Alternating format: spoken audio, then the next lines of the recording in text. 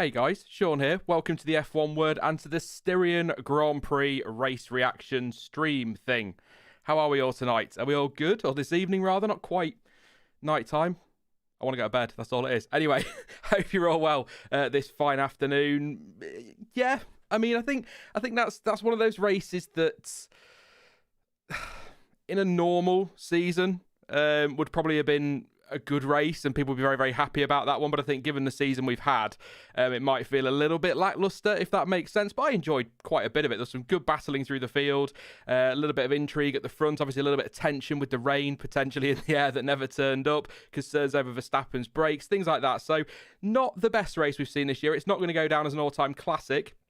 Definitely going to need a recap in next year's preview for Austria, but I think it was okay. It was okay. We'll give it that one. I'm going to be joined by Aldas and by Dan tonight. I've double booked. There you go. Three of us tonight, so that'll be good fun.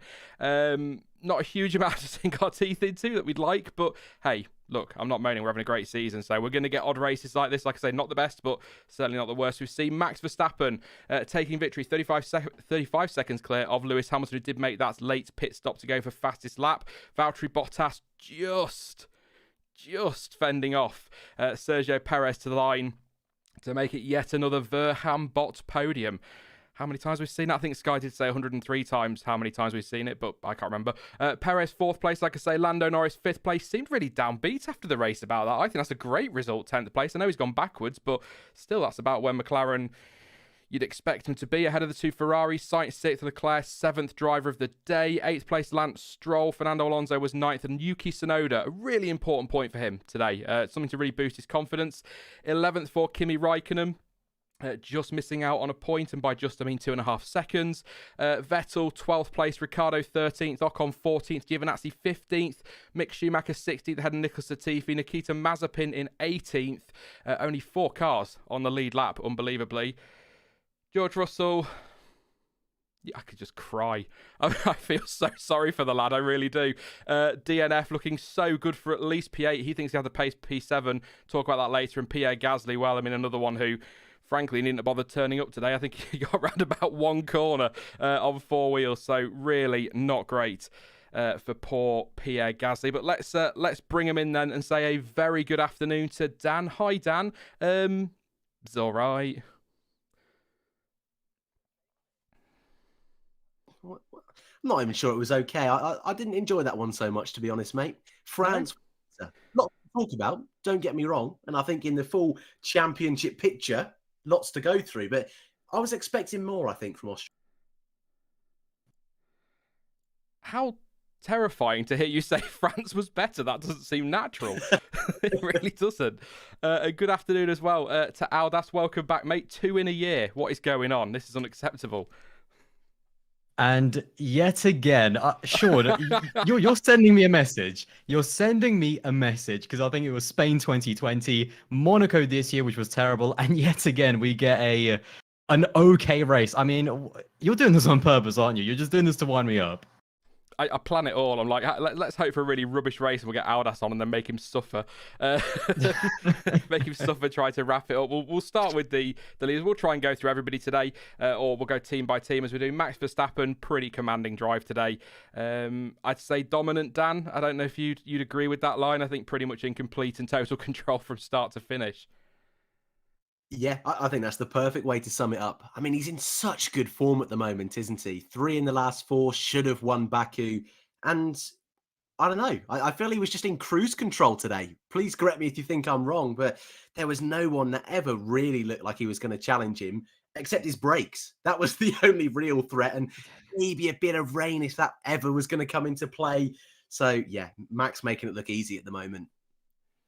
Yeah, there was the brake issue, wasn't there, Aldas? Just a little bit of concern, brake-by-wire issue, some issues under braking. He was told to stay off the curb at turn 10 when braking. But other than that, is there anything you can think of that really looked like it might derail him today? Like I say, just complete control. And they're certainly got to be title favourites now, surely. Again, I think it's scary to think about the fact that had he won in Baku, which of course he was totally on, it was just the puncture that stopped him. it would be 4 straight now, 4 wins in a row. So we can't ignore that. And it is 4 wins in a row for Red Bull. And I think someone mentioned the first time in the hybrid era that Mercedes have not won in 4 races. So a big race again. And to be honest, it's not just the fact that he won, but the margin as well. I mean, even without the pit stop in the end, it still would have been about 15 seconds. So yeah, a dominant display from Max, and he just doesn't. It never looked in doubt. Just that little kind of brake issue, but even then, I mean, he was like 8 seconds up the road, so never really a massive issue. So yeah, just a great performance by Red Bull, and another just Max Verstappen performance. Feels like I know people talk about France as being a really important race because that's a Mercedes track and Red Bull beat them there. So people think, well, this is it. That's an important race. But I think this was, in some ways, and maybe I'm completely on my own here, Aldas, mate, I don't know, but I feel like this was an even bigger race because, again, we'll use the word for the 5th time in the first 2 minutes of this stream. It was so dominant over Mercedes. You know, France, it was strategy play, and you know, Sky keep telling us that Mercedes had the fastest car in that race, so it wasn't as clear-cut, whereas today it was just, they looked untouchable, so it felt like a massively important race for the championship, and of course we're back here next week. Yeah, exactly. And I think the compounds are going to be a little bit softer, so we'll see how that affects things. But yeah, certainly this one was very important. And I think it's just keeping that momentum because we know Mercedes and especially Lewis, he can go on these runs. He just needs 1 win and then all of a sudden he can get 2, 3, 4 on the bounce. And then all of a sudden you're behind him in the championship. But to keep up the momentum and have a weekend like this where Max, he was quickest pretty much from start to finish. I think maybe it was just in the 3rd practice where he just finished behind Lewis, I think in the practice. So yeah, he's had the pace all weekend and he managed to deliver in the race, which is what's important. So I think it's going to be a big week for Mercedes in terms of what they can do to bounce back in the next race. Yeah, because Toto's not very confident going into next week by the sounds of it from the little bits that I heard, because I can get the stream ready, don't always hear it all on Sky, but he sounded a little bit concerned about next week, which you can understand, Dan, because at the end of the day, they've been well beaten today, and obviously then going to the same track next week, even with the softer tyres, they're a little bit concerned, and so Silverstone could be the first chance for them to really turn this around. But even then, I think we said last week, Dan, that even then, it's a track that could quite easily suit this year's Red Bull. So it's a real, it's a cliche, but an uphill battle for Mercedes this year, which is great, by the way, because we get to see a title fight. Well, yeah, I think we're all loving this, that Mercedes finally aren't having it all their own way. I think even Mercedes fans secretly are quite enjoying it.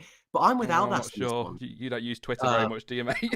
No, you can see why, because I'm going to get, even the chat are going to rinse me for that one. But I'm with Aldas on this. I think it's a big week for Mercedes, because if over these next 3 or 4 days before we get to practice, if they somehow can find some pace, I've got a good feeling they can go to Silverstone knowing Lewis Hamilton is always on it at that venue. But last year, Red Bull won here. They almost won both races if Lewis Hamilton wasn't quite able to get to the line without 3 of his tyres exploding. So I'm struggling. I'm sitting here now thinking we've got Silverstone, Hungary. Surely that's going to suit that Red Bull car.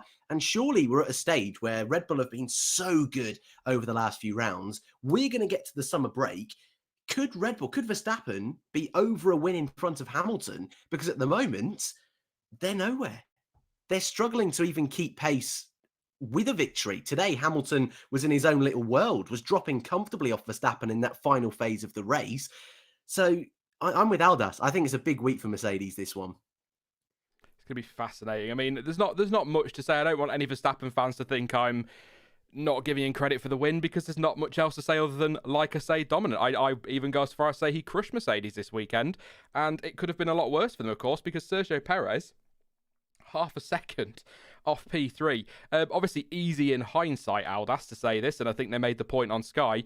Perhaps they could have bought Checo in a lap or 2 earlier to maybe take that fight to Mercedes. But given the gap they had to Norris, the fact that at the time Mercedes had the point for fastest lap, it was the right thing to do, wasn't it? To at least give Checo an opportunity to catch Bottas and pass him, because he wasn't really...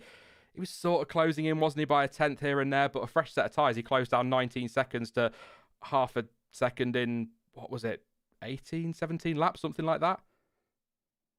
Yeah, absolutely. It was one of those kind of, I mean, they didn't have anything to lose really with Checo because he was struggling to catch up. There was plenty of space behind him back to Lando Norris. So just pit him in. I think he did have a brand new set of tires, and that's exactly what they did. So it was a very, very good thing to do by the team. And in the end, again, maybe half a lap. I think that's what Sergio Perez said. All he needed was half a lap. But it's good to have that excitement right down to the end. And the traffic also played a massive part. Bottas was saying, I think in an interview, that he was rallying on that final lap. The tires were so gone. So yeah, half a lap away, but nevertheless, still a great weekend for Red Bull. And I think again, they do still gain points over Mercedes in the constructors. So I mean, win all the way. Yeah, both championship leads extended. I mean, that's huge, isn't it? I mean, you, people will write off Mercedes and say, Red Bull are favourites. I think they are favourites, and they may well go on and win this title. But write Mercedes and Lewis Hamilton off at your peril. It can quite easily swing. One DNF, one mistake, pressure, all sorts, reliability. You never know in Formula One. It's a long season, but Red Bull are looking very, very good at the moment. Perez, nice little fight at the start with Lando Norris.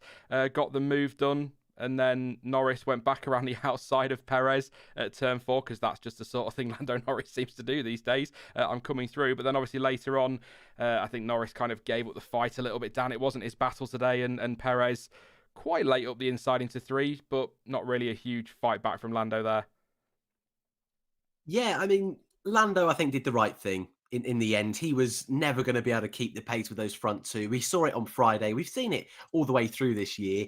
Yes, if we get a safety car, maybe we could see a McLaren or someone else in the midfield on that podium. But otherwise, Mercedes and Red Bull, different class. And Lewis Hamilton and Max Verstappen, just different universe with how those two are at the moment. But I think I said last week that I wasn't quite convinced yet with Checo. I thought Baku, he was impressive, but that's a venue he normally excels at. And France, he got that podium, but I think Mercedes made an error. This weekend, I'm happy to say I'm wrong. I'm happy to say I think Red Bull really do have their man. And though it's 4th place, it's not that podium. He was keeping Bottas honest, and he would have been 3rd if not for that mistake during the pit stops where his left rear, I think it was, wasn't it? Wasn't quite going off properly. And I think it was a 4.7 second when Red Bull are normally a 1.9 or a 2.2. So that made the difference today for Checo. He gave it a go on the 2-stop, got so close. One more lap. I know we say that all the time, but one more lap, I think he would have got Bottas, and he's really doing the job they need him to do at the moment. Yeah, the slow pit stop, you kind of knew at that moment, didn't you, that Bottas was safe to try to sort of leapfrog him in the pit. So frustrating, and we don't often see those mistakes from Red Bull, but kind of a little bit ironic given all the talk around pit stops this week, that Red Bull are the ones that make the mistake. But these things happen still. But you say, only 4th place, Dan, isn't that what the second Red Bull needs to be doing as a minimum? And with greatest of respect to Alex Albon and Pierre Gasly, they weren't doing that consistently. Checo, now that he seems to have got to grips with that car, is right up there most weekends now, which is kind of what he needs to do. So I think I see your point, but 4th place is the minimum he needs to be doing anyway. So I think he should be pretty chuffed with that.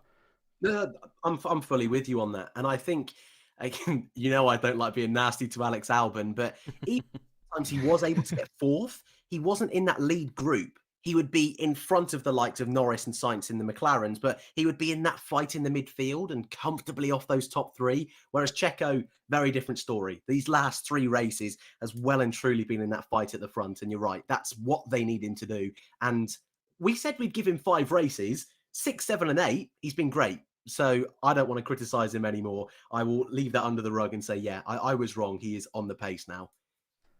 I just can't believe there was any doubt, Dan. I can't believe there's any doubt, mate. I'm appalled at you. Absolutely appalled.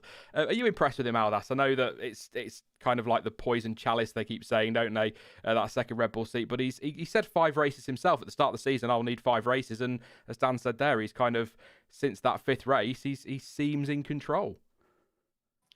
I think he's done a great job. I think that there was so much pressure. We can't underplay how much pressure was on his shoulders, especially after the great results that he's had. But getting that win and then getting that podium straight away in France, I thought was huge as well. And at the end of the day, I did see someone in the chat just a few seconds ago say that he qualified like in 5th or something and finished in 4th. How is that a good race? But at the end of the day, he's third in the championship. That's all that matters. He's in a really good spot. He's helping Red Bull get those points. And that is his job, because as much as probably he wants to be challenging for the title, this is going to be Max's, this is going to be Max's season in terms of challenging for the title. And his job is to just keep on picking up the points and kind of annoying Mercedes, which yet again he did. And we were saying, had it not have been for that stop, he would have easily been in third. I don't think Bottas would have overtook him. So yeah, I've been very impressed with Checo, and not just that, but I've been very happy for him as well, because he deserved this opportunity and now he's really grabbing it with both hands. Bruno Alvas saying in chat, not just I've seen other people on social media say, how is Perez on the pace? He was consistently 0.4 seconds behind Max all through the weekend. Max isn't his benchmark. His benchmark is Bottas. He needs to be right. He needs to be up there top four. You've just said it, Aldas. His job is to be up there, taking points away from Mercedes or helping Red Bull to extend that lead. He doesn't, it's like asking Bottas to be on the pace with Hamilton. It's, for the most part, not going to happen. And with the odd weekend where maybe Perez is quicker than Verstappen or right up there with him, but it's not his job to be up there with him. And at the same time, the argument is that 0.4 of a second is probably closer than Gasly and Albon were getting consistently. So on the pace that he needs to be on, rather than on Verstappen's pace, if that makes sense, Bruno. Just to clarify that one in chat, mate. But that's kind of what he needs to be doing, and he's doing that brilliantly. But just super frustration for Mercedes today, I think. Second place for Hamilton, kept saying on the radio, just didn't have the pace. Struggling on tyres towards the end, a blister on the right front. Was it just a day, Aldas, where Mercedes just were never going to be able to compete unless something went wrong with the Red Bull? So second and third is actually, maybe when they look back at the end of the season, a really, really important result for them in many ways. Yeah, I think it's one of those weekends where you look back and kind of think, it wasn't a great weekend because they didn't manage to get a win, but second and third on the podium, a big bag of points. I mean, yeah, the way Max was dropping Lewis, I think it was a few tenths a lap, and then the way Lewis and Max were dropping the rest of the field, because I think Max managed to lap everyone over Lando Norris, so he definitely had a ridiculous amount of pace. But it's one of those, when you're not on it, when you're not going to win the race, when there's clearly someone in a different car that's quicker than you, how can you capitalize on that weekend? And I think Mercedes did kind of the best job that they could with that second and third place. Yeah, no, I mean, not a huge amount to say on the front two full stop really today, apart from what we've already said, but they pitted pretty much around the same time, one covering the other. Nothing really came of that. Hamilton did have one moment though, Dan, at turn, I wrote it down somewhere, and I bet I've lost it now. At turn 4, back end, bit of oversteer, seemed to step out, looked like he might have clipped the gravel and nearly spun the car around. Quite a good save there, I think. Quite an important save as well. I did scream. I was not expecting that one to show up on the TV screen. I don't want to say it was an off weekend from Hamilton, because like you boys have just said, he's still come away with second place. It's still not a huge dent in the championship standings. Got the fastest lap as well at the end of the race. But I was surprised in that final stint how quickly Verstappen was able to drop him. And whether that was Lewis slightly disinterested, knowing he was going to get second, I don't really think that's the case. We know Lewis is normally just so consistent, so relentless with picking up victories where you just wouldn't expect him to do so. But it's not quite Mercedes at the moment, and I can't quite put my finger on why that is. Just something isn't quite gelling, and whether that's just across the board, they're not happy with how things are going, whether that's because they're focusing on next season a little bit earlier than Red Bull and their focus is there, I'm not too sure. And with Valtteri today, third is pretty big for him, considering he's not had a podium since Portugal. But even still, I kind of think he lucked into it with that Perez pit stop mistake. He shouldn't have been there today on pure pace. And with George Russell doing so well, I know you're probably screaming at me, Sean, behind that microphone, that I'm going to bring it up. And feel free to have a mute button. Yeah. But I just feel now it's another weekend where Valtteri is normally so quick here in Austria. He was comfortably behind Hamilton, and I think those question marks are just going to keep ramping up if next weekend we see a similar story. I don't know what it is. I think I've just woken up and decided I'm disagreeing with Dan all day. Is obviously what I've decided. I'm not... Third place, like Perez in fourth, that's where Bottas sort of needs to be. Yes, he's a long way off his teammate if you take out Hamilton's pit stop. And perhaps if you'd have said to him on Thursday you'd be third place and 11 seconds behind your teammate who made one extra pit stop, he probably wouldn't have taken that. But after the penalty yesterday and seeing the pace of the Red Bulls and just fending off Perez, I think he'll be quite content with third. So I see your point, but I sort of disagree. I think he can be fairly he won't be happy, will he, Aldas? He's not going to be happy that he's been that far off his teammate, but he'll be content with third place today. Yeah, I'm not quite sure how to rate Bottas's weekend, to be honest, because on one hand, he wasn't up there. He usually does go quite well around Austria, so I kind of maybe expected a little bit more from him, but he did out-qualify Lewis and then obviously had that penalty. So yeah, a really strange weekend, but I think at the end of it, he is going to be, like you said, content with it. I think that is the right word. So yeah, but he needs to get his season underway. I just haven't felt like Valtteri's season has actually picked up pace at any point. He is still behind Lando Norris in the championship. He is still in 5th place. I mean, that is crazy to me after how many races have we had now? 4 races to still be behind Lando. So yeah, I don't really know how to. He did a decent job and I think he'll be happy with it, but I'm expecting a little bit more, to be honest. I'm going back to Bruno in chat because he's my resident. Come on, Sean. Cut Bottas some slack, guy. He's often there with that one. Says, if Bottas is Perez's benchmark and Bottas beat Perez in quali and in the race, how is Perez on pace and how is this a good weekend for Perez? Simple answer to that is Bottas has been in that car since 2017. Perez has been in it for 8 races, and he's already closer to Bottas. And look at what happened to the last 2 drivers as well, just to add to that.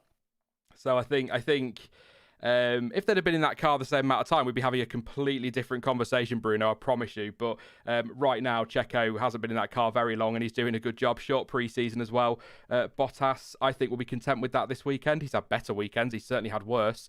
But at the end of the day, just super quickly, I don't want to do too much driver market talk today, but super quickly, if he keeps finishing 3rd place and he's sort of there or thereabouts with Hamilton and he manages somehow to help Mercedes win the Constructors, they might decide to give him a reprieve and keep him for another year. But at the end of the day, Mercedes are going to have to make a decision at some point on that second driver, and it may well be that this is your year. We'll see. I mean, everyone seems to think George Russell is guaranteed that seat. I do not trust Mercedes when it comes to their young drivers. A lot of people thought Ocon was guaranteed for that seat a few years ago, and Bottas was re-signed and Ocon ended up having a year out. So we'll wait and see what they do with those drivers. Couple of super chats to get through on the top 4. Custard Berry Tart says, I'm hungry now. Says that was clinical from Max, fastest driver on the grid for me. And there was one earlier from Raz who says odds that Red Bull throwing 2022 money at 2021 to get the championship, and Mercedes-Benz are caught slacking since they want to focus on 2022 to get the jump. I wouldn't have said that Mercedes are quite focused on 22 yet, Aldas. I think every team will be to a point, won't they? Because they've got to. It's such a big change. But Max Verstappen, to be fair to that comment there, did say a few weeks ago, or a couple of weeks ago, that they, whilst 2022 is important, I'm sort of paraphrasing here, switching focus when they've got a shot for a title to him would be a little bit mad, because if you've got a chance to win a title, you go for it, regardless of what's coming. Yeah, it's a weird one, to be honest, because I did also, Toto and both Toto and Lewis did say that they're not bringing upgrades for this year. They are focused on 22 because of how important those regs are and because that sets you up, not just for next year, but the years coming. So yeah, it's a weird one. Obviously, Red Bull's still developing. I saw some Flovis paint even a few races ago. So they're bringing upgrades. They had an engine upgrade. So it's kind of different strategies. But for sure, this is a very big one for Red Bull. I actually think now there is a lot of pressure for them to close this title. They cannot lose this now. The fact that they're still developing the car, that Mercedes have kind of said, we are where we are and we're going to stick with this package until the end of the year. They need to win this, because if they don't, they cannot fumble this title. So there's a bit of pressure on that side, but I think for Mercedes, they're thinking of the long game in terms of they want to keep dominating Formula One. And if it means losing one title, I mean, they did just win the last 7. So I don't think it's going to be like a massive strain on their legacy of it or anything. So yeah, it's a weird balancing act. And also, when do Red Bull switch focus to 2022 as well if they want to win this title so much? You watch. Red Bull will win this title, then Mercedes will win the next 7 because they switched focus earlier, and everyone will be complaining again, and we'll be, oh, what? It's nothing against Mercedes. We just want competition. So if Bottas stays and Mercedes do end up dominating next year, who knows what's going to happen next year, then he needs to be up there fighting to give us something to get excited about. Super quick question to both of you, though. I'll come to you first, Aldas, because you are alphabetically first, obviously, because your name begins with an A. I mean, that was obvious, Sean. Come on. Have we got 2 fights at the front for the title? So Verstappen versus Hamilton for the drivers, and then Bottas versus Perez to decide the constructors. Do you think? That's how I kind of feel about it at the moment. Yeah, absolutely. I don't think just because Red Bull had a really good race here, I mean, let's not forget, if Lewis Hamilton doesn't hit that magic button he wins in Baku, And if they cover, if Mercedes were kind of a little bit more on it in terms of strategy, he probably and maybe would have won it in France as well. So that would have been two wins right there. So I don't think it's time. I don't think it's all doom and gloom at the moment in terms of, oh, that's it, Max and Red Bull are gonna run away with it. So yeah, he's definitely still in the fight. Now, of course, if we get to the point where we're at like Singapore and Monza or something, and Max Verstappen is qualifying half a second ahead of both of the Mercedes, and they're locking the front row every single race, then that's a different discussion in terms of where the cars are. But at the moment, Mercedes are still very much in this battle. I'm going to ask Dan the same question, but this is where he tells me that it actually Bottas versus Perez for the drivers and Hamilton versus Verstappen for the constructors. Well, I was just thinking when you said Mercedes shifting focus to 22, you are forgetting Haas didn't do a car at all this year. So keep an eye on them for next season is all I'll say there. Ooh, they might be nice. I think you're right, though. Yeah, this season, Hamilton versus Max, they're so far in front of everyone else at the top of the standings. And though Max has got the momentum at the moment, we know Hamilton, how good Hamilton is, especially after that summer break. When we go to Spa, go to Monza, go into that Asian leg of the season, Kota, he's normally a bit of a beast around there. So I think all year long, we're going to have a championship fight. And I'd love to say Norris is going to be able to stick with Perez and Valtteri, but now Perez is up to that speed and Bottas seems to be finding that bit of form. I think, yeah, it's going to be those two that are going to be more focused on securing the constructors for their representative teams. Well, that's 20 odd minutes on the top four, considering nothing happened. We're good at this. We'll start shooting for everybody else. If you are new to the channel, of course, don't forget to subscribe. Please do drop a like as well. That'd be massively appreciated. A lower turnout this week than I expected, because I think there's some football and all sorts going on today, and it wasn't the best race. But yeah, please do drop a like. Always appreciated. McLaren and Ferrari, really. We'll start with Norris. 5th place. I said in the kind of rundown of the results that he seemed a little bit flat about that one. Aldas didn't seem particularly happy, but I know that as a racing driver, if you start 3rd and you end up 5th, it probably doesn't feel great because you want to go forward rather than backwards. But 5th place is top of the midfield. He's all right. Ferrari have outscored them this weekend. I think that works out, but he is still, ahead of the 2 Ferraris, which is what McLaren need to be doing. So I don't think he can be too disappointed because he's had a not just good race, but just a fantastic weekend. And yeah, he's finished 5th in the last 3 races, so he's kind of getting used to that a little bit. And I think it's just the competitive kind of side of Lando coming out because he's getting used to now scoring these podiums. He's very good in Austria. Perhaps he wanted a little bit more. And the fact that he did have to kind of give those places away to focus on his race, he wants to win. He wants to win. He wants to be battling up front and fighting for world championships. And in the end, finishing 5th, whilst it is a good result for McLaren, I think he has bigger goals in mind. So maybe that's why he's just getting maybe a little bit more hungry and almost frustrated. Oh no, another 5th, but look at the guys ahead of me. So, but that doesn't take away from what an incredible job Lando has done. Again, I repeat myself in saying that he is still in 4th place. That is unbelievable after 8 races. I'm not quite sure if that's even happened that much in the past few years. So. Yeah, he just did exactly what he needed to do. And yet again, maybe a bit of a boring race, to be honest, because I think he was kind of by himself most of the time. But yeah, he has just been mega this year, especially now with Ricciardo kind of struggling, which we'll talk about maybe a little bit later. But yeah, Lando just keeps on delivering, doesn't he? He has been mega this year, hasn't he, Dan? Very mega. Do you think he's been mega, Dan? Should we go with mega? Mega? Very mega. Mega. That poor Twitter account. Yeah, we need to get Aldas's ticker as well today. Norris just be doing what Norris be doing this year. He's been so consistent. One of the, if not the driver of the season so far. I've been critical in the last couple of years. He's been getting better and better. And this season, he's just been on fire in that papaya McLaren. Aldas, I didn't realize it was 3 5th places in a row. He just continues to keep improving, putting the car where he needs to be. I can see why he's a little deflated today. I mean, it must be annoying for any driver to let 2 cars by and then just not see anyone for the rest of the race, even if you are P5. So for Norris, if he can just continue this for the rest of the year, if he can be even within a little sniff of Perez and Bottas at the end of the season, that will highlight a ridiculously mega season. And he really deserves it because so far this season, he's not put a foot wrong. He has been absolutely mega. I'm just looking for my notes really. Apart from the move on Checo where he fought back, he didn't.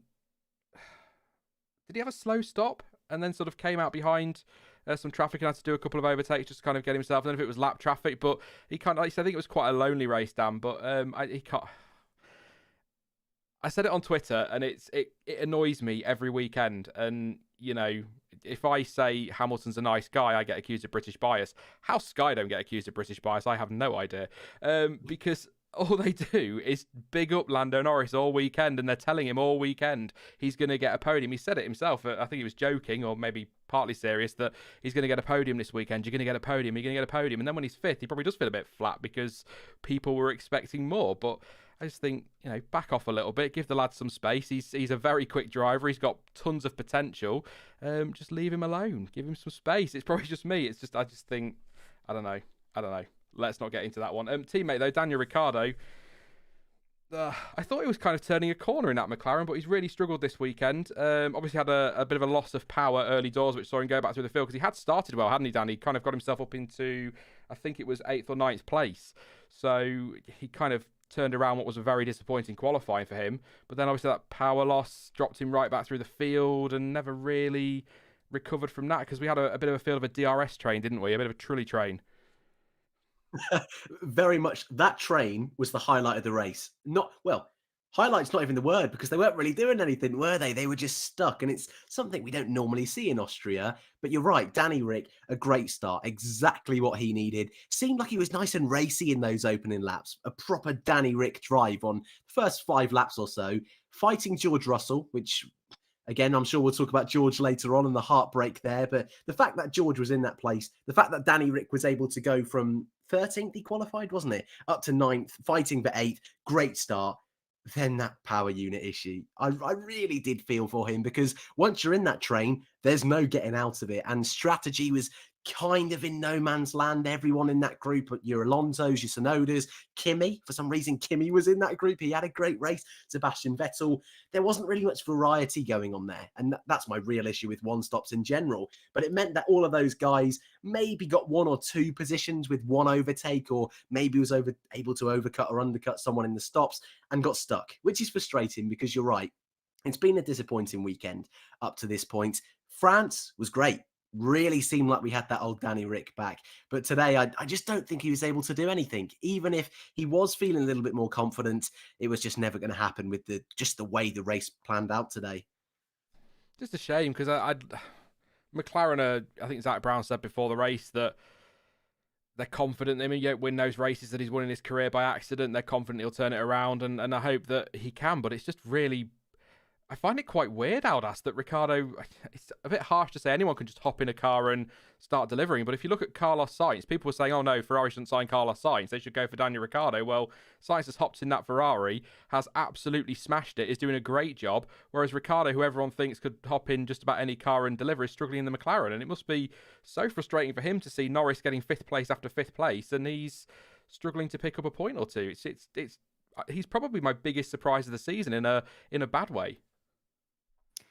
Yeah, and to be honest, I don't think anyone really knows outside. Well, I was about to say outside of him and McLaren, but clearly even they don't know. I don't think anyone knows what's going on in terms of why the car, because in practice he was really good. I think he was like 2nd quickest in practice too. It looked like, yes, he's carrying that momentum that he had in Paul Ricard.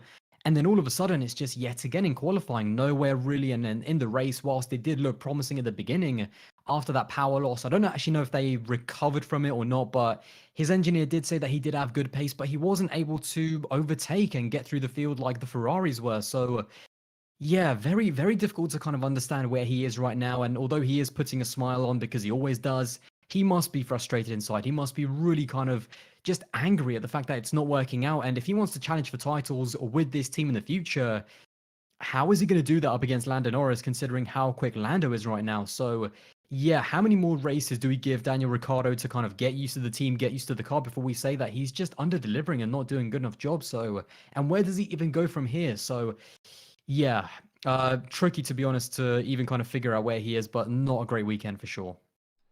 I'll come to you in a minute, Charles. Thank you so much, mate. You are just unbelievable in such a great way. Thank you so much. I'll talk to you in a second. Yeah, I don't know what the answer is for Ricciardo. I mean, it's a good point actually. Maybe there was because I think they said over the radio that the power had come back, but maybe there was a lingering issue there that might have contributed. But I mean, he wasn't. to be fair to him, 1.2 behind Vettel, so 6 seconds, 6.2 off Kimi. It's a fair way off, getting off for 10 seconds off a point, but I don't know, tough for Danny Rick, and I hope he can turn it around, because I think if... I was going to say something then, and then I remember Carlos Sainz is doing a great job, and Leclerc, for the most part, is doing a great job as well. Not the first lap today, more on that in a second, but yeah, I just feel like if Ricciardo's up there, we're going to get such an incredible fight between McLaren and Ferrari this year if all four are battling. And you could argue, actually, Dan, with that McLaren looking so good, that maybe if Ricciardo had got up to speed more quickly, they might be not gone for third place, but have a much more comfortable lead than they do. I think it's 12 points now. Yeah, definitely. It is bizarre. You both mentioned it there. We're so used to Ricciardo being that consistent man in the midfield over the last couple of years with Renault. And though he had a shaky start to life at Renault, it wasn't quite this strange, because what we're seeing at the moment is one weekend where he's okay, a weekend in France where he's pretty on it, and then most of the other weekends, he's almost nowhere. And this is the first and only time you'll ever hear me say this, chat, but I think Crofty got it right when he said what's extra weird. I know, when he points out that there's only really 4 braking zones at this circuit, and Crofty was more talking in reference to Hamilton and Verstappen and how much quicker they were compared to Bottas and Perez, but how much quicker Norris was compared to Ricciardo. And in the race, Ricciardo wasn't able to do anything particularly amazing either. So I just have too many question marks at the moment. I want to give him time. He's proven in the past he's quick. He deserves that time. But like Aldas, we're starting to get to a stage now. We're almost halfway through the season. Those question marks really going to have to become a bit more severe, because at the moment, I hate to say it, it's just not quite good enough.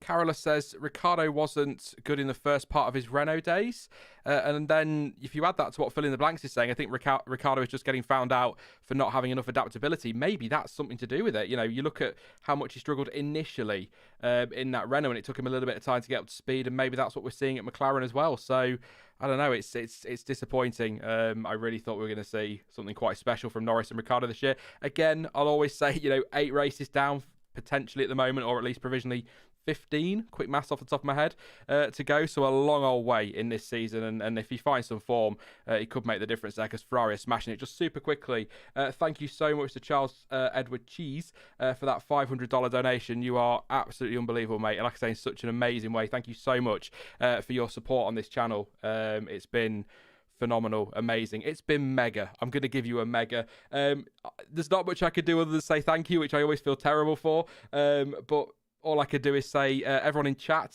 say thanks to Charles. But also everybody watching, if you could drop a like, let's try and get to 500 likes. Let's get to 503. 500 for Charles, 1 for Aldas, 1 for Dan, and 1 for me.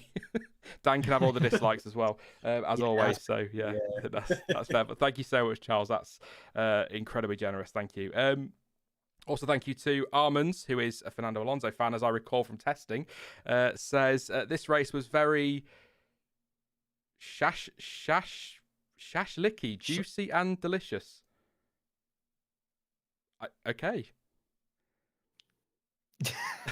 Thanks, dude. Thank you for your contribution. You made me smile. There you go. That was brilliant. Sainz and Leclerc, Ferrari, 6th and 7th. I mean, we'll start with Sainz, because 6th place, drove really well. A little bit of an awkward moment, actually, Al. That's where he got behind, actually on screen now, Lewis Hamilton trying to unlap himself, and he seems to take a little while to get through, maybe unsure if he should, but really good drive from Carlos Sainz today. And I think he's one of those, like I said, kind of opposite of Ricciardo, who's absolutely smashing it in that Ferrari. I was right in his corner when Ferrari were looking for somebody to come in and take the place of Vettel. I was like, it's got to be Sainz. But even I didn't expect him to deliver like this. Really good afternoon for him.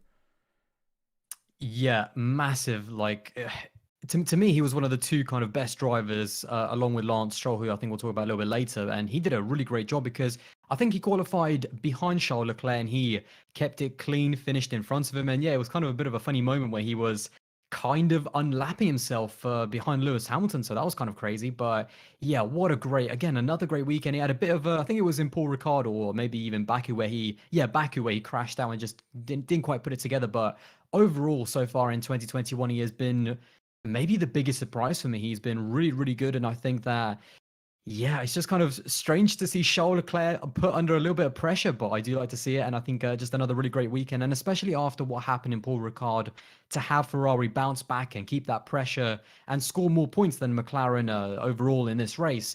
I think it's really good. And it keeps on just spicing up that McLaren versus Ferrari battle. So yeah, very good. Sainz just 8 points behind Leclerc after 8 races. I think that's, we talk about Perez needing to that time to get up to speed in the Red Bull.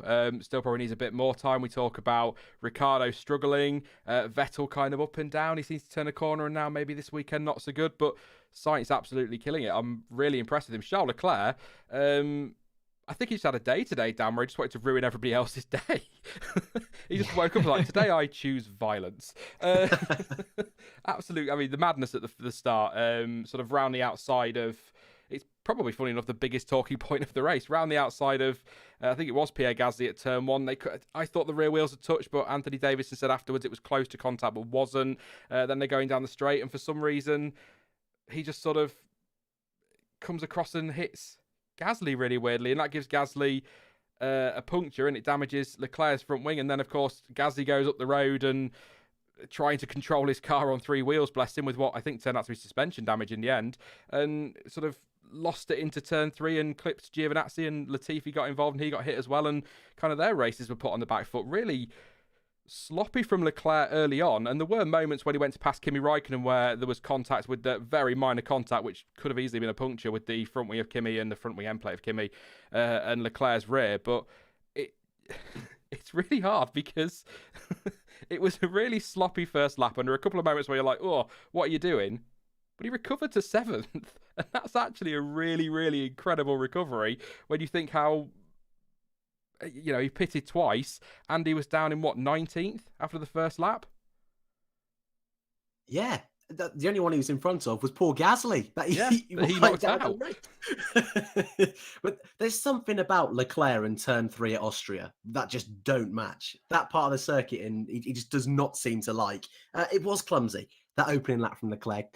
I would say uncharacteristic, but it's something we do see creeping every now and then with Leclerc. It's the one really fault that we see is these occasional mistakes, first lap incidents, and it's caught him out again today. And I, for one, when that incident happened and he came flying into the pits on that opening lap, thought, well, that's his day done. He's behind the 2 Haas cars. And when we saw him about 20 laps in, overtaking Nikita Mazepin at turn 3, I thought, well, that's lovely. We're seeing Charles Leclerc, but that's it. Day done. And with Ocon struggling in the back of that group, he didn't have a great quali and wasn't moving forward. I was thinking surely Leclerc is going to be a similar fate. Did the 2-stop, and crikey, I was wrong. He just decided he was going to overtake absolutely everybody, here, there, and everywhere, and comes away with quite a nice little points haul. 6th and 7th for Ferrari, sees them outscore McLaren. How has that happened, considering Leclerc's crazy day? And I can see why people are annoyed he got driver of the day. I can see why people love the fact he got driver of the day, because there's no denying all of today's action, or 95% of it, came from Charles Leclerc. And to keep your head, keep your composure after that first lap, minus the Kimi Raikkonen incident, to put on a performance like that was really impressive. And you can see why Ferrari put so much faith in him. However, you just got to question, if he hadn't made that mistake on the opening lap, where could he have been? Could he have been challenging Norris for P5? I think anything more than that, a little bit too optimistic.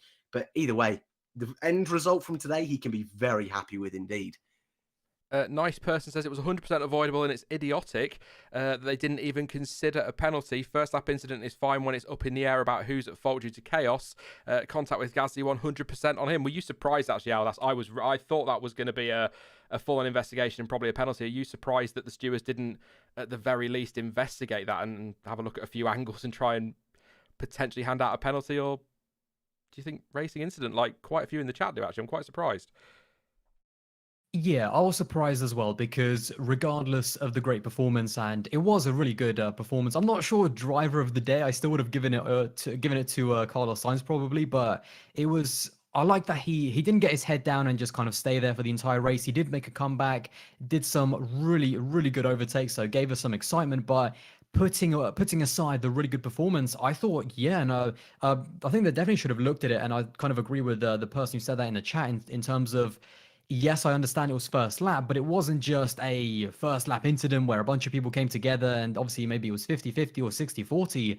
He went wide. So first of all, that was his mistake in terms of going wide, came back onto the track, and then it was 100% his fault. There was plenty of space for 3 cars, and he was just a bit too aggressive in trying to get into that slipstream and ruined both Gasly's race and then also kind of Giovinazzi's and well, not really Latifi's, but there was a few more consequences further down the road. So I was surprised that he wasn't even given like a 5-second penalty or something. So, but at the same time, I do understand the whole first lap, the first lap incident and just let the race play out. But yeah, whilst it doesn't take away from his good result, it's another one of these little incidents that he needs to kind of get out of his system going, especially if he wants to challenge for a championship in the next few years.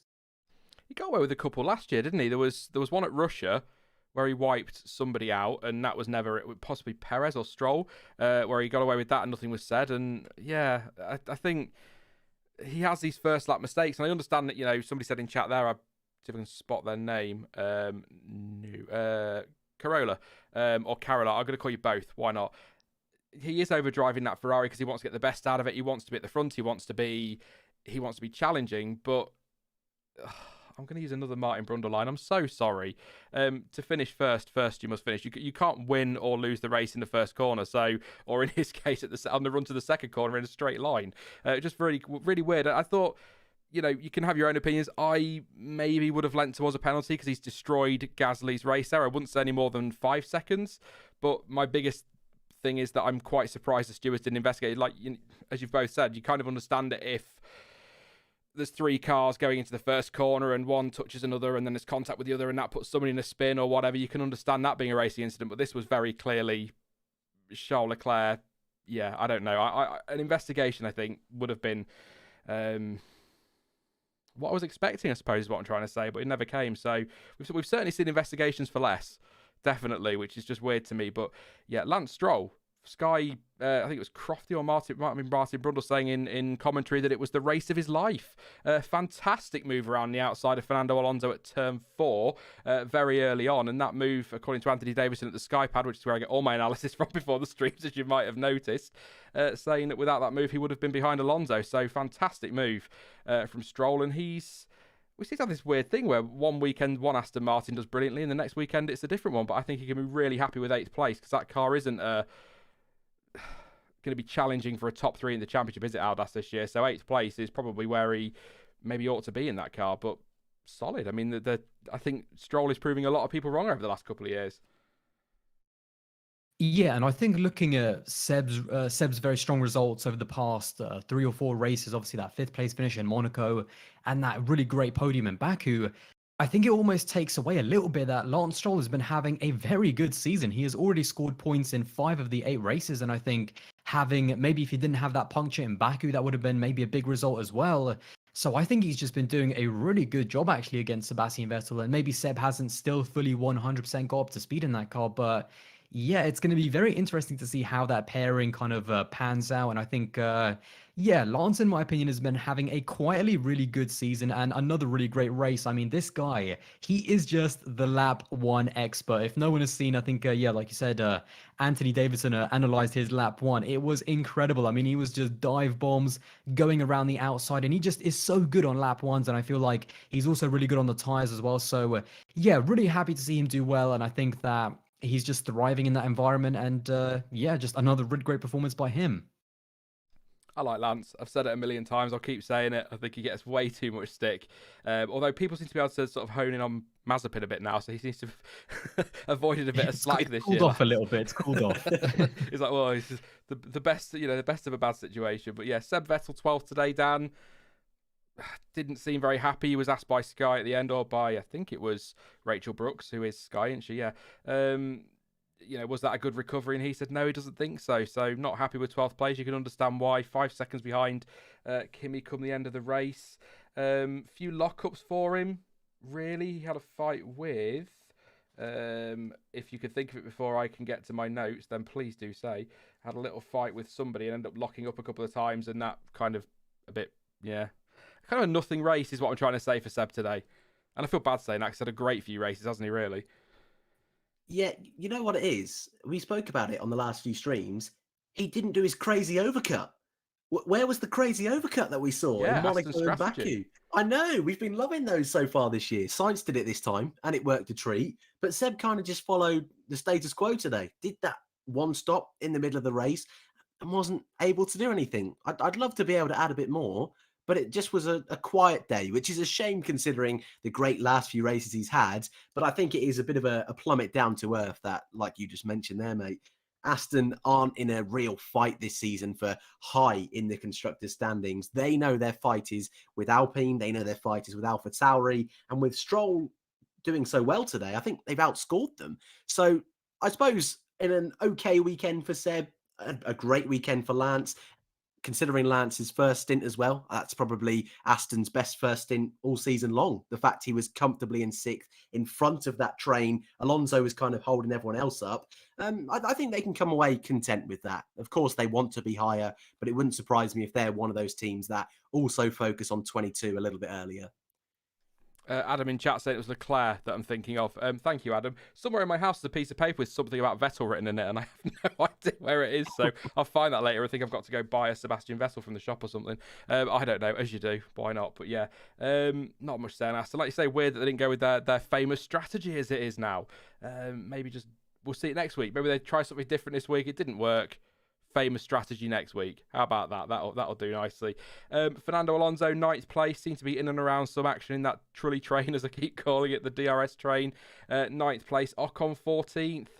Couple of points for Alpine, outscoring Alfa Tauri, behind Lance Stroll. Not an amazing day, Aldas, but I mean, when you're a team like Alpine in that little fight with Aston, and that a couple of points on the board it's such an obvious statement, I know, but better than nothing.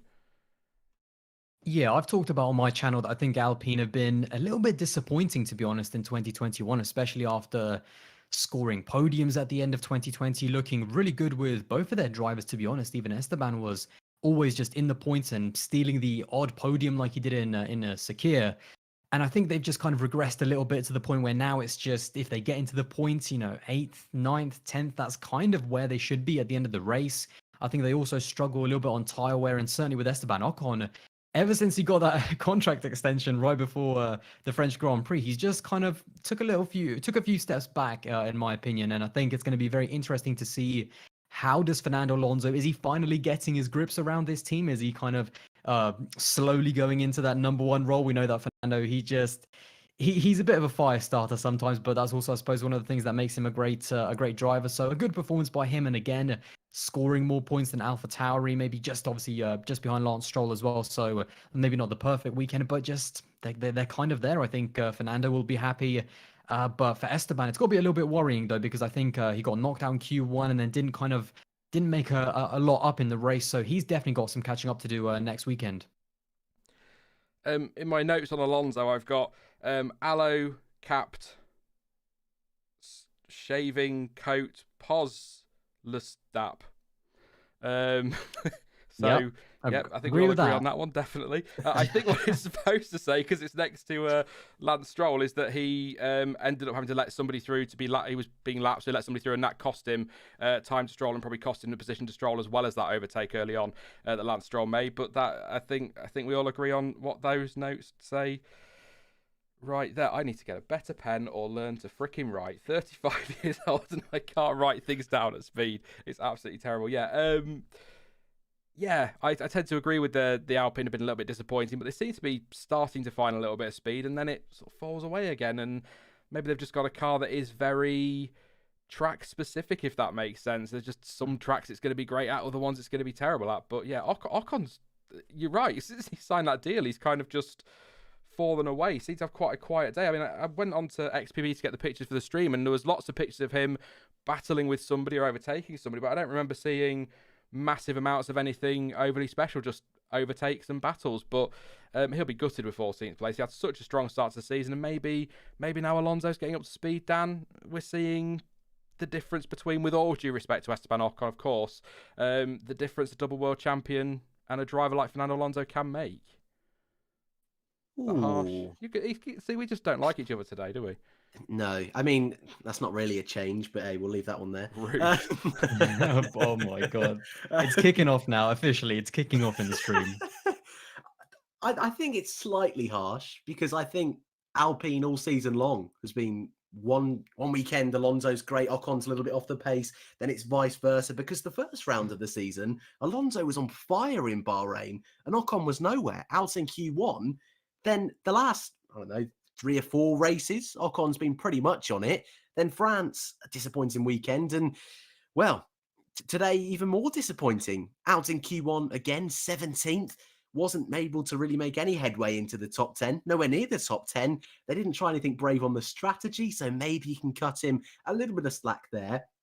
But I think it's more that midfield is so tight this season. If we're going to a venue where a driver isn't particularly comfortable or that car isn't quite performing as well as your competitors, you're going to lose so much time. And I think Esteban's been caught out by that. I think Fernando, like you say, does have that wealth of experience. He is a 2-time world champion. I think that's helped him out a little bit, but I don't want to be too harsh on Esteban because take away the last 2 races, he's had a pretty good season.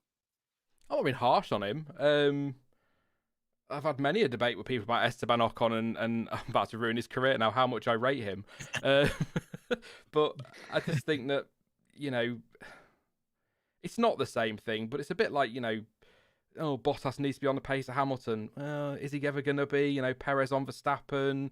There's just some drivers who, Fernando Alonso is one of them, who's in his prime was one of the best in the world, and some might argue still is, and he gets up to speed, his experience. I just feel like that might be the difference between him and Ocon this season. It's not to knock Ocon, it's just kind of almost, if anything, to big up Fernando Alonso. But Alpine, kind of all over the place, it feels like at times. But they're getting there. They're getting there, and they are one of those teams that are 100% focused on next year. There's no doubt about that. And just on that note, actually, Harinderjeet Singh, Toto Wolff has made a statement today that they have stopped developing this year's car and are focusing on next year. I think he's playing games. Thank you very much, mate, for your contribution. And Enki says Max wants to get wet after he's finished, not now. Moving on. Thank you for your contribution, mate. There's always Sorry, one I just got completely just caught out of nowhere. I just heard that and I just thought, what are you on about? Yeah, super chats. I have to read them. I shouldn't say that because God knows what I'm going to get now. But Yuki Tsunoda P10. I said when I went through the result, massive result for him, Dan. Really important after what's been a bit of a. That's such a good race in Bahrain, and then it kind of all fell away over the next few races, and he's been a bit inconsistent, a bit hot-headed. Some mistakes have been made, but a point today, looked quick all weekend, kept himself out of trouble, raced hard when he needed to. Kind of just needs a few races like that, doesn't he? Just keeping himself out of trouble, and if he can get a point at the end, fantastic.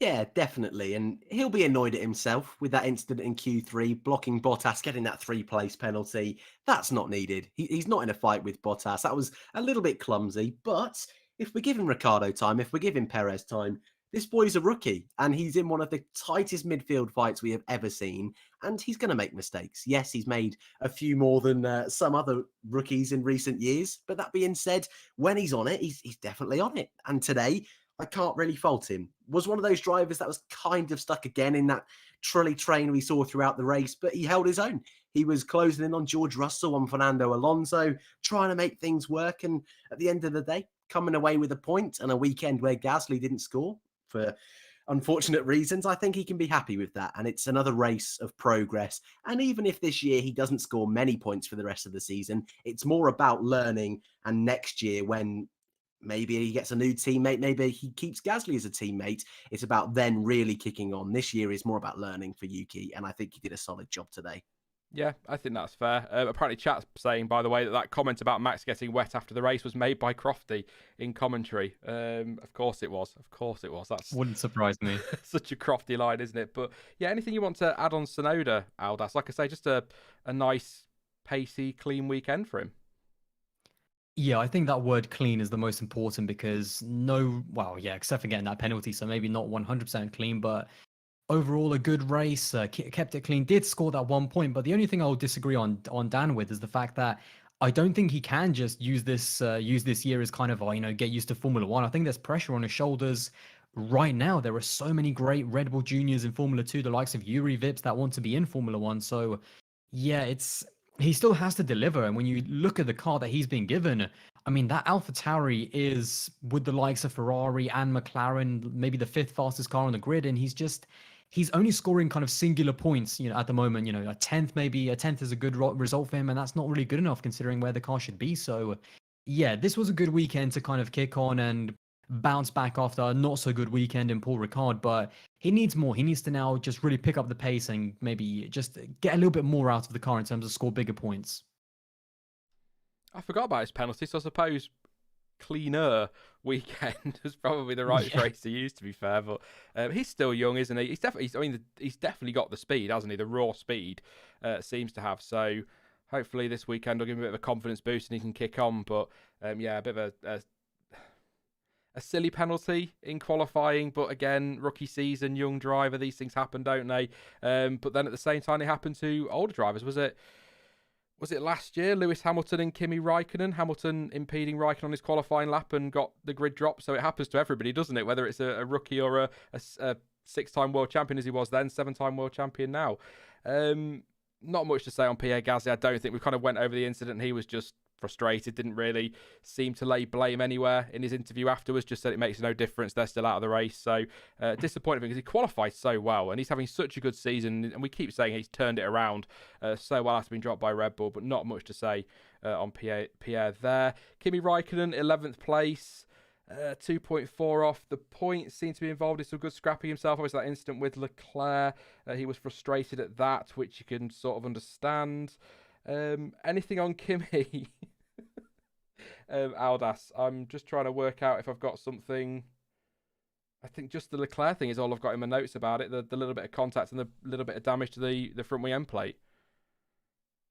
Yeah, that definitely got a little bit, maybe too close for comfort in terms of, I mean, they were inches away from Kimi kind of losing his front wing, so maybe just drop the ball a little bit there. But overall, I thought it was a really good weekend from Kimi Raikkonen to just be outside of the points, attacking Sebastian Vettel towards the end and just being able to do, because he was a little bit on the back foot, because I think Giovinazzi was kind of the better driver this weekend in terms of overall pace. But then, of course, he got kind of spun out, I think, at the end of lap one by Pierre Gasly accidentally because of his damage. So I think it was a pretty decent weekend by Kimi Raikkonen in terms of pace. I think he was obviously very close to the points had it not been for Tsunoda. So I think he'll be, happy. Is that the word? Will Kimi be happier? We'll see. But yeah, it was a decent weekend, I think. Nothing spectacular, but I think it's just these questions. How long is he going to be in Formula One? Is he still, the guy for Alfa Romeo to take them forward? So I think that's going to be quite interesting to find out. But in terms of this weekend, just a solid job, really gave us a little bit of excitement in terms of overtaking. And good to see him have a solid weekend.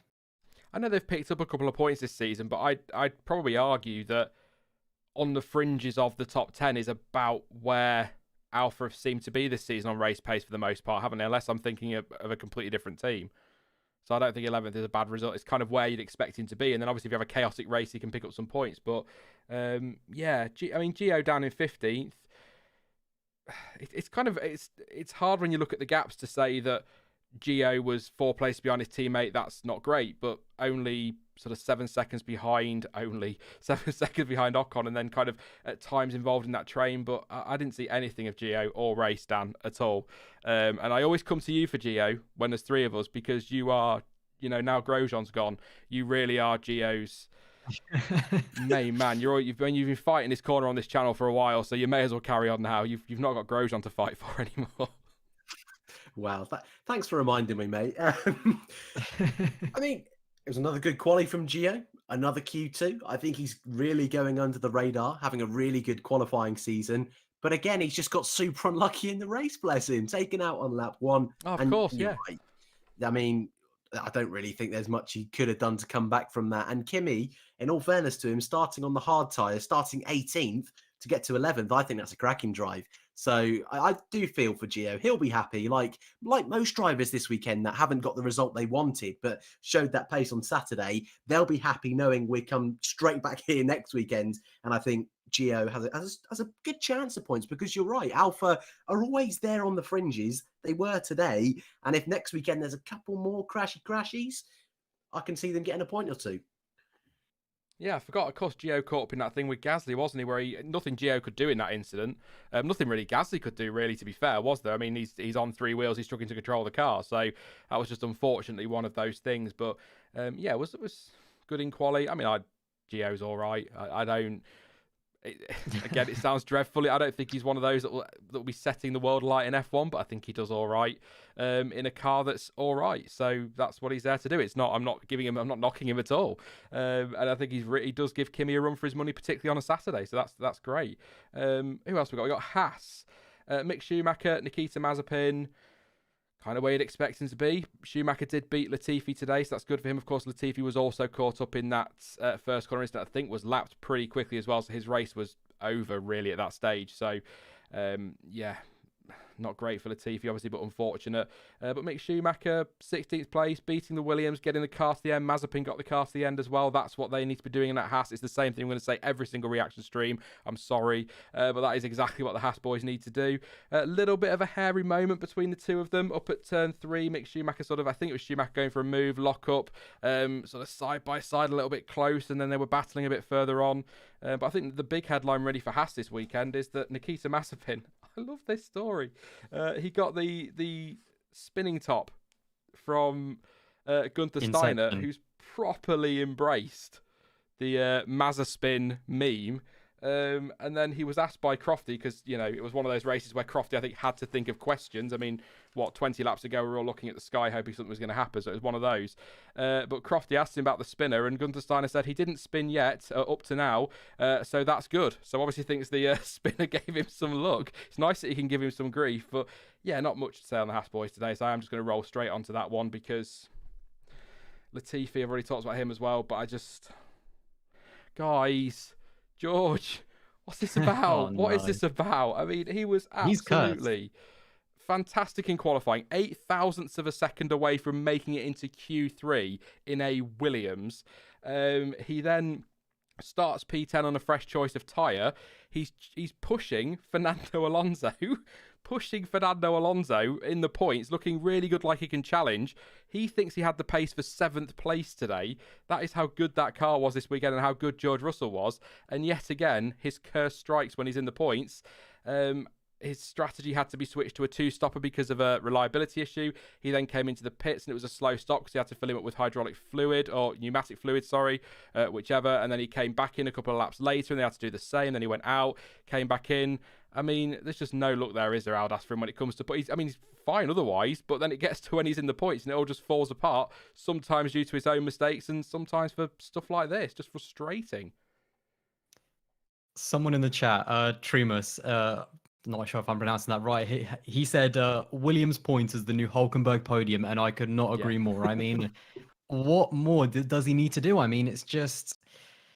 I mean, looking from the outside, I'm sure that Mercedes are going to be happy because at the end of the day, he did have the pace. He did exactly what he needed to do. But I mean, he was challenging Fernando Alonso right till the end. And I actually feel like it was a bit of a blessing in disguise in the end to qualify just outside of the top 10, because he did get moved forward because of Yuki Tsunoda's penalty. He still had fresh tires. So it was all going so well. And then the one race, I mean, it's just, you can't script it. You just can't.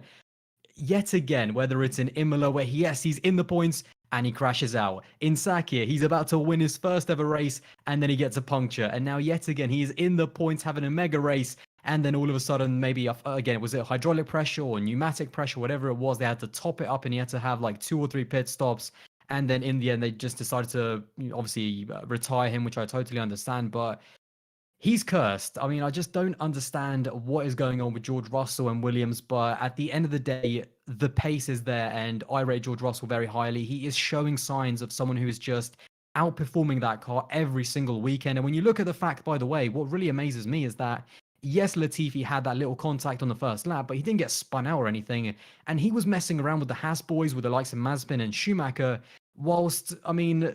George Russell was attacking for the point and attacking Fernando Alonso. So clearly there is a massive kind of gap between what he's doing and what Latifi is doing. And I feel like he just needs to keep this up and he just needs to be patient. He needs to make sure that he doesn't make any mistakes and he's in the best place possible to get that Mercedes seat. DJ Naked in chat, he's been here longer than I have, a channel OG, says pneumatic fluid, that's Airshore. You know what I meant. I got hydraulic fluid and pneumatic fluid put together. You know what I meant. Either way, just bad luck fluid for George.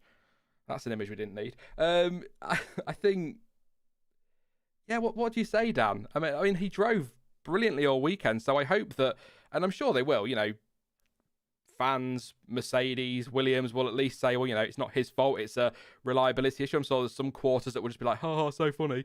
But not his fault. He did everything he could as a driver, didn't he? So just annoying and frustrating and just another, that's all I can say. Like, none of us want to talk about it because it hurts. Because we all know he had the pace today. He was in the perfect place, fighting Fernando Alonso, fending off Daniel Ricciardo. That's nuts. That's such a good effort. Would he have been able to keep the pace the whole race? We don't know, but it's still annoying for him. He still deserved to be, or have that opportunity to try and get that car to the checkered flag. But I think what's, you know, without copying what you two have said, because I agree full-heartedly with everything you've both just said on George, I think it's just so incredible that 2 years ago with Russell and Kubica, they were like 3 or 4 laps down. And today they could have been scoring points on merit. That's awesome. And I know they've had such a massive change behind the scenes over the last couple of years, and they will be missing Frank and Claire so much, and I'm sure that's going to be the case. And yes, they've got this new Mercedes partnership for next season, but it is still lovely to see because they were struggling so much a couple of years ago, and today they could have scored points. Yes, to those asking, Latifi, I think, did get a puncture. He was involved in that incident with Gasly and Gio, as we said earlier. Kind of got caught up on the outside, bless him, so not his fault.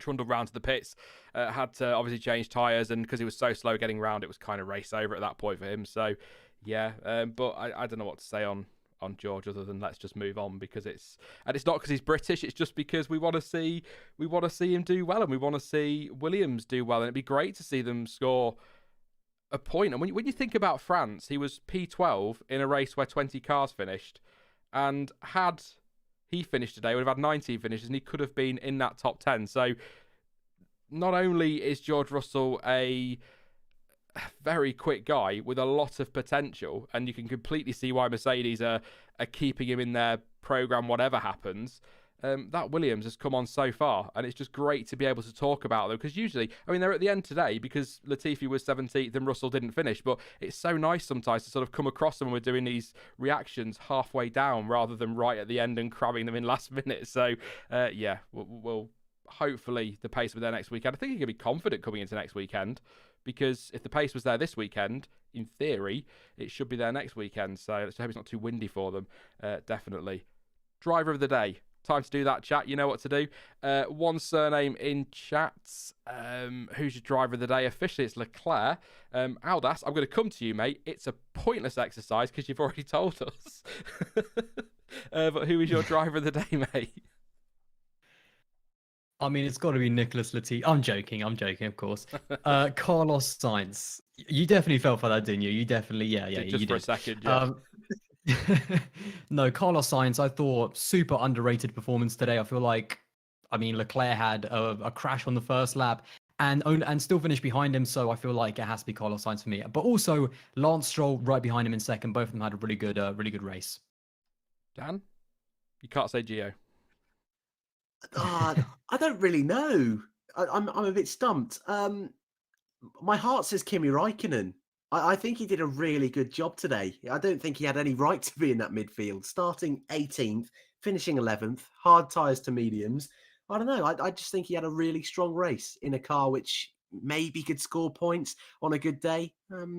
I think Sainz is the good one. Aldas has nicked it though. So yeah, Kimi for me. All right. No, I'm not leaving that alone. I'm not leaving that. Kimi over Stroll, Leclerc despite the incident, Norris, Perez, Verstappen. I'm a bit lost on this one. You have a right to your choice, of course. It's your opinion, but really? I just think, right, Kimi had such a stinker yesterday. Was terrible. 18th place is not where he needs to be. And I think to get back through, starting on the hards, and he had very similar pace to Ocon, finished in front of Ocon. Ricciardo had a nice little scrap with Seb Vettel. Alonso was in that group as well. Sonoda. I think that's a really good effort. And I think if that was George Russell, who started 18th and started on the hards and finished 11th, we'd all be praising him. So, yeah, I mean, you're right. All those other drivers you mentioned were great, but just something about Kimi's drive for me today I thought was quite good. Fair enough. It's your choice. I asked you and you told me. There you go. That's the sound of approval right there from Sean. I can't give up my rule when I do driver of the day is that if a driver wipes out another driver, regardless of what they do after that, I'm not giving them driver of the day. So Leclerc doesn't get it despite his great recovery. Sainz is a great shout. Raikkonen almost wiped out Leclerc, so wow, you keep your mouth shut. Terrible. So I just had to get that in. Sainz is a great shout. Norris was good. Perez's fight towards the end was solid, but I've got to go with Max Verstappen. If Lewis Hamilton had been up there and absolutely dominated the race, I'd have gone Hamilton, and that's what Verstappen did. Not a foot wrong pretty much all weekend. So Max for me, and that's probably the boring choice because he won the race, but that's the way I'm going. Certainly a better pick than Raikkonen. Liam says Leclerc. Squidgy Pixel says Sainz. George FBR says Norris. Uzair, who I always get wrong, says Verstappen. Nice person says Sainz. Noodle Dougal, great name, says Ninth. Says Ninth, apparently. Sainz. Addis says Charles. Where did he finish? Jake says Sainz. Rusty Gusty says Russell. We've got to give Russell a nod. I think we all do. I think we just did. Thomas says Leclerc. Monica says Sainz. I need to get to bed. This is unacceptable. TFFW says Sainz. Emma Nelson's gone with Russell. Kagi's gone with Verstappen. Thank you, somebody on my page. Isaac as well going with Verstappen. Few more for Russell in there. George says Leclerc. Michael says Sainz. Kimmy for Henry. Is that your burner account, Good Dan? man. Yeah, that's the one. Nothing against Kimmy. I have to keep saying that. It's the internet. Kieran cites. James says Perez. Adrian went with, I think he said Perez. Enki says Crofty. It made me laugh. Why not? A couple more. James L says Perez. Adrian says Leclerc. Raul says Sainz and Russell. Fair enough. And then we get the funny ones in. Why not? James Metcalf says Stroll, Sainz, or Checo. One more. Italian Jesus. I assume that's Gio. Yeah, a lot of love for Sainz. I'm just looking for one more that maybe is different, that isn't a joke. No. I was about to say, I'm disappointed there's no Stoffel Van Dorn in there. Somebody will have, and I haven't got to it, and I always give. But thank you for getting Stoffel's name in, Aldas. I'm really pleased with that one. It had to be done. I was thinking earlier because I had a few people frustrated with my driver pick for the thumbnail on the preview, and my driver pick, unless it's a home race, is always random.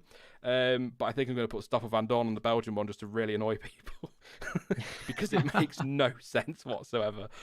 Yes, that's it. Driver of the day. Thank you very much, everyone. If you've got any questions, please do pop them in chat. We'll answer a few for sort of 10 minutes. Don't forget to drop a like. We're quite a way off, actually, about 180 off the 500 for Charles Edward Cheese and his awesome donation. So let's try and get to that one if we can. 500 is fine. Every single one is great. Thank you so much. And don't forget to subscribe if you are new. Podcast, by the way, been talking to Fergal today. That'll be after Austria. We're going to do a 2-for-1 Styria Austria because today wasn't amazing, and I don't think there's a huge number of talking points other than driver speculation, and next week might be a little bit more interesting as well. So 2-for-1 in that one. But yes, questions. I was going to ask you guys something, and I cannot remember what it was, and it's going to annoy me now all evening, and it's just, yeah. And I'll remember, and then I'll just be like, oh, I'll ask him later, and then I'll forget to message you, and then ask you at really short notice if you can make the stream. Because I've got the memory of a sieve these days, apparently. Unacceptable. Have you heard of Chris Amon? George reminds me of him in look terms, says Liam. I have, mate. I don't know enough about him, but I do know he was a fairly unlucky driver, not just because of your comment, obviously, but I do know he was a very unlucky driver. I won't be able to go into specifics. Chazza says, championship already wrapped up. What do you reckon, Aldas? I personally, I'll tell you my answer straight away. I think it's way too early, but Red Bull, as we said earlier, looking like favourites. Yeah, way too early. I mean, how can you After 8 races, I should go back to 2017 and 2018 and look at what the championship standings were after that and what people were saying after 8 or 9 races in those championships, and then just remember what Lewis Hamilton was able to do in the second half of the season. So you can never count them out. And yeah, no way it's over. If they win the next 2 or 3 on the bounce, then it's all back to play for. Yeah, not even. I was going to say not even just win them, but just beat Mercedes. But if they're beating Mercedes, they're probably winning the race, aren't they? It's not really a Haas up there surprising them all. Well, that'd be a hell of a race.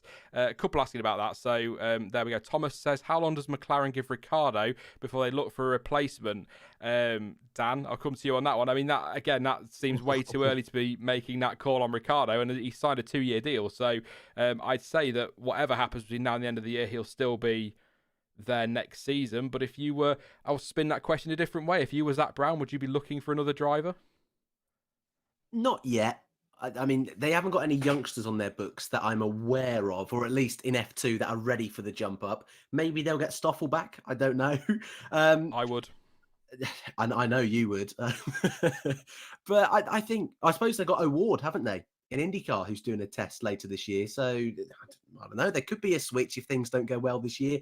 But I don't think there's any danger of Ricciardo not being in that McLaren next season. I think he's there, nailed on. We know how good he can be. It might be an off season.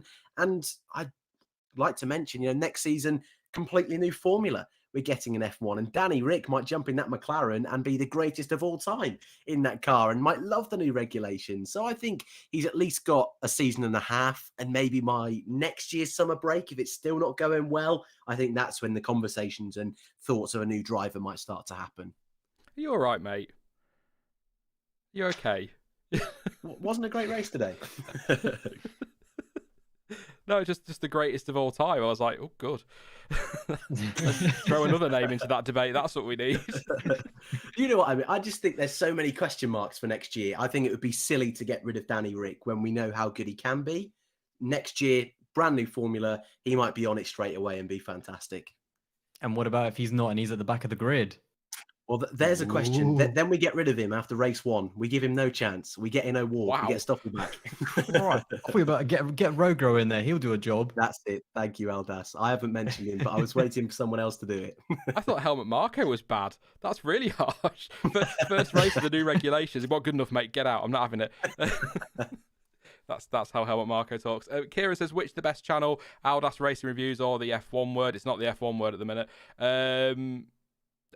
They're both equal. There you go. Aldas and Racing Reviews. Both excellent. And chatty. And that's good. Because my brain isn't working tonight at all, apparently. What about K-Mag back to McLaren, says Squidgy Pixel. Miss K-Mag, so I won't mind him back if I'm being honest. I don't think we will, but I think he's doing all right in wherever he's racing now, isn't he? Or whoever he's racing for. So, yeah, I think I'd like K-Mag back. I think McLaren were... I can understand why they did, but I think they were really quick to get rid of him, to be honest, at the end of 2014, on his birthday as well. I mean, come on, that's harsh, but that's going back a bit for McLaren. You're going to a Grand Prix this year? I'm going to Silverstone, says Liam. I think you two are going to Silverstone, aren't you? I'm not this year.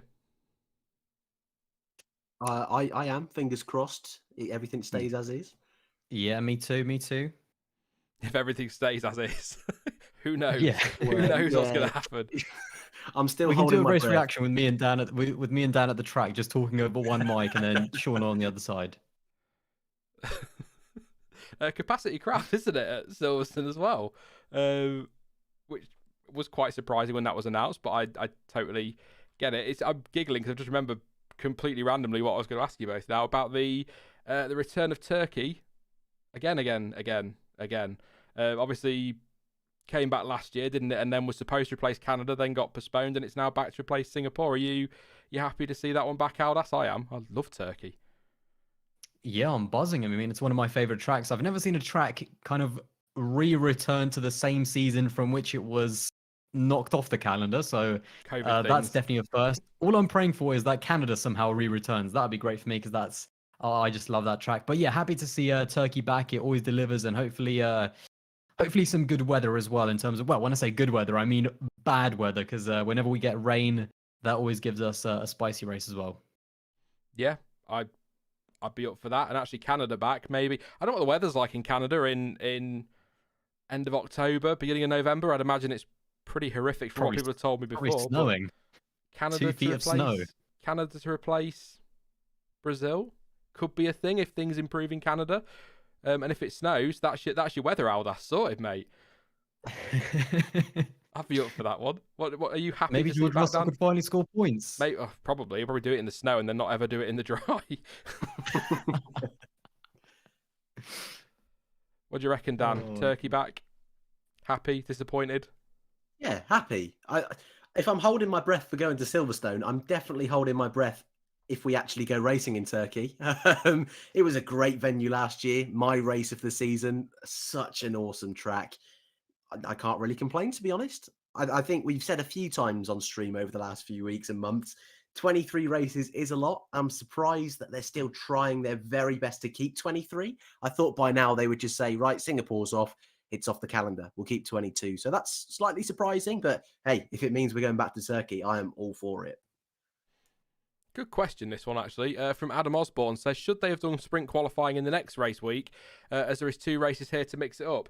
Yes. In fact, this will not be liked, but they should have done it last year at Styria, the 70th anniversary Grand Prix, and did we have another back-to-back somewhere? Bahrain and Sakir, although Sakir was a different layout, so maybe not. But, last year for me was the perfect time to try these. We were having back-to-back races, and they got voted down because they were reverse grid and people didn't like it, and heaven forbid we try something different. So it just, to me, it made far more sense to be trying them last year. But yeah, it would have been nice to see something. I know we've got the different tyres next week, but that's not going to it'll make some difference, but it's not going to make a monumental difference. Whereas if we'd had something on the Saturday a little bit different to trial it would have made a lot more sense. The only thing I would say, though, Dan, is that the decision over Turkey, Canada and all that business to put a second race at Austria was fairly late in the season. So logistically, to organise something like that and get the teams all signed off on it and money agreed on for budgets and all of that probably would have taken the rest of the year. Yeah, you're right. I'm with you. I think last year was a great opportunity to do it. And I was surprised when they said they were going to do it this year, to be totally honest with you. I think the reason for Silverstone is probably they were hoping that this would be the first race with full capacity, with fans, or at least a good chunk of fans there. So Formula One being a business run by plenty of money, that was one of their primary focuses, I think. And also the fact that Silverstone, we almost always are guaranteed a great race. There's always going to be overtaking. We don't normally get a trolley train like we saw today in Austria. So I think by having 2 races with a sprint quali and then our normal race, maybe they were hoping that Silverstone would guarantee them a better show for the fans. But yeah, I'm definitely surprised last year they didn't go ahead with it. And I'm still not fully convinced it's going to be great, but let's give it a go. Let's give it a try. It could be fantastic. Actually, just a point on Canada. Who was it? 'Cause somebody just asked me if they thought that if Turkey can come back, then could Canada in theory? James Ells asked that one. I seem to recall, and I haven't got it offhand, but I seem to recall Turkey was actually Canada was cancelled, wasn't it? It wasn't postponed. So if it was cancelled, and then I think they signed a new deal recently as well. So I think it won't return. But I'd love to see Canada back because it's one of my favourite tracks, definitely. And DJ Red Raven, we'll wrap up on this one then. Says, have you heard of the changes they're making in Abu Dhabi? Oh, of course I have. Of course I have. I have, honestly. Yeah, I mean, it's a few years too late, but at least they're getting done. But I was quite surprised, actually. It's not just that hairpin early in the lap, is it? They're also reprofiling what was the chicane, or probably what still is the chicane at the moment, at the end of that second DRS straight. That's going to be turned into a quicker. It's not a hairpin, is it? It's kind of sweeping left-hander, which is then going to lead into that twisty bit under the hotel. And they're reprofiling, opening up all those corners as well. So I'm quite. I'm not a big fan of Abu Dhabi Aldas. I don't know if I've mentioned it ever. I really don't like it, but if these changes, it could potentially be a positive step because they look like they're a move in the right direction. I'm quite excited to get there this year and see what those changes, what difference they make. Well, I mean, first of all, what Abu Dhabi slander? I can't believe it. I mean, it's just absolutely shocking. But yeah, do you know what? I'm happy that they're trying something. They're not just obviously the fans haven't been happy, and the circuit provider could have just been, well, there you go, tough, whatever. But they have made changes. They are going to make changes, and hopefully it will make it a little bit better, because I think obviously the facilities, from everything that I've ever heard, are absolutely amazing. The race itself is, I mean, like, to go to in terms of the facilities and what's there, and to actually watch the race, everyone always says that it's a great experience, but to watch it and the actual racing hasn't been that great, especially given that it is the season finale. It's the final race, which should be kind of like almost the best one. But yeah, I'm happy that they're making changes, and I'm just kind of, again, happy that they're open-minded, and hopefully it will improve the racing. I mean, it can't get any worse. I was going to say, I mean, just turn it into an oval. It's going to be better than it is at Abu Dhabi sometimes. But no, you're right. I mean, it looks spectacular, doesn't it? The hotel all lit up and the infrastructure around it. So I'd imagine it's quite an amazing place to go. Actually, people that I've spoken to have always said that it's an amazing experience. It's just a shame about the racing. So yeah, I hope the changes make a difference. I know you are the big Abu Dhabi advocate, Dan. You think it's amazing. And Paul Ricard, you were right this year for once. I know, but, right? Are you pleased? I love how angry Sean sounds about that. He's fuming. Don't. I was just happy to be proved right in Paul Ricard. But yeah, Abu Dhabi, yes, I defend it, but of course it needs changes. I'm not that stupid, although you think I am, Sean. They look like great changes. Yes, the one at the end of the second DRS zone was probably the only part of the track they didn't need to change. But if that means that the whole final sector, we can finally actually see racing and overtaking, I'm all for it. And like so many things in Formula One, normally they're stuck in their ways. They don't want to make changes. It's nice they're actually doing something, and fingers crossed, even if the racing's slightly better, Aldas is right. It normally can't get much worse. So I'm very much looking forward to it. Prince Lev says, geez, am I the only one who's really weirded out by people born after 2000? I'm not weirded out by it. It just makes me feel ancient because I was born last century. Millennia. Which is just terrible. No, it's not weird. It's just not good. And I'm not even old. I'm not old. I'm old compared to you two, I know, but I'm not that old. But yeah, I'm looking forward to Abu Dhabi. Could be good. But like you said, Aldas, it can't really be any worse, mate. So optimistic. Let's be optimistic. We're having a great season. Not so much today. It was all right. But and like I said last week, if you get a good France, you're probably having a pretty decent season. But we'll wrap it up there for today. Thank you so much, Aldas, mate. It's been a pleasure once again. One day, I'll get you on for an entertaining race. Well, I look forward to that day, and I just hope that it's going to be well, hopefully within the next maybe 25 years. That would be absolutely fantastic. I mean, you've had 2 in a year, so maybe give it a couple of years now, and then we'll see where we're at. It's been 3. You've already forgotten. It's been 3. Has it You been also 3? gave me Spain last year. Yeah, you also gave me Spain last year, which was a bit horrible. And Monaco this year.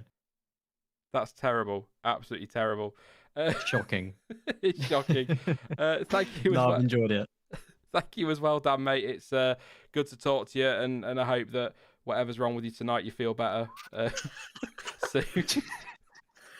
Thanks for having me, mate. Raikkonen was driver of the day. What can I say? And I'm sure you'll get sick of me soon. So thanks for now. Soon. That ship has sailed. I'm joking, of course. Yeah, thank you both of you. It's been an absolute pleasure, and I will talk to you both soon, I'm sure. Cheers, man. See you later. See you later. Thanks to Dan and to Aldas. Thanks to you guys as well for tuning in. Somebody moaning at me for not spotting their questions. Sorry, but don't see them all the time. But I'll have a look for what your question is. But don't set a precedent, because if it keeps happening, I just won't answer questions at all. Do you think Red Bull will make the same mistake like 2014? I think we talked about that last week, actually. I don't know if you were here. Is it Saint MRK? We talked about that last week. That it's always a possibility that if Red Bull were to make, focus on winning the title this year, like they did in 2013 when Vettel obviously dominated late on in the season and fell behind a little bit in 2014. It's always a possibility that could happen, but I think if Mercedes have stopped development on the car, which Toto Wolff is claiming, then I don't think it's a concern. But I think the biggest difference between this year and sort of the changes in 2014 is this feels like a bigger regulation change, if that makes sense. And I think that probably, just trying to answer that as quickly as I can without going on a 9-hour rant or a 9-hour complaint about it. I think already there's more focus on 22 than there was from every team in 2013, if that makes sense, for the 2014 regulations. So it's a concern, but I don't think... I don't know, is the honest answer. I'm very much looking forward to next year. I'm not gonna lie. It's going to be great fun, but always a concern. I'm sure Red Bull will be worried about it, but it won't be long before everyone's switched it to next week, definitely. And that's a good point actually from Freeze, just coming in as well, just on that one, says, and this time they have a solid engine and not the Renault that they had, so that's a big difference. This isn't a power unit change, that's the big change. That's a big difference. We know Red Bull can build great cars, so whereas 2014 it was the big power unit and the chassis, this is just the chassis and the aero and all of that business. So yeah, but we'll leave it there. I hope that answers your question to a point. I'll try to think of something a bit better way to answer that, maybe do a video on it actually, because it's a very good point.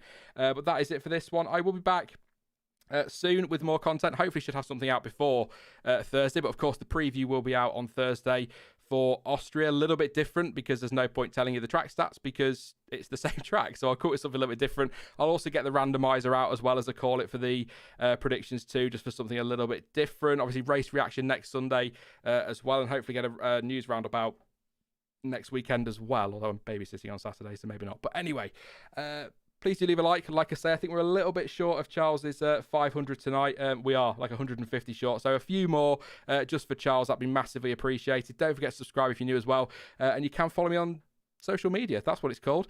Links to Twitter and all of that business are in the description down below. But as ever, thank you for watching. I've been Sean. This has been the F1 Word. And until next time, goodbye.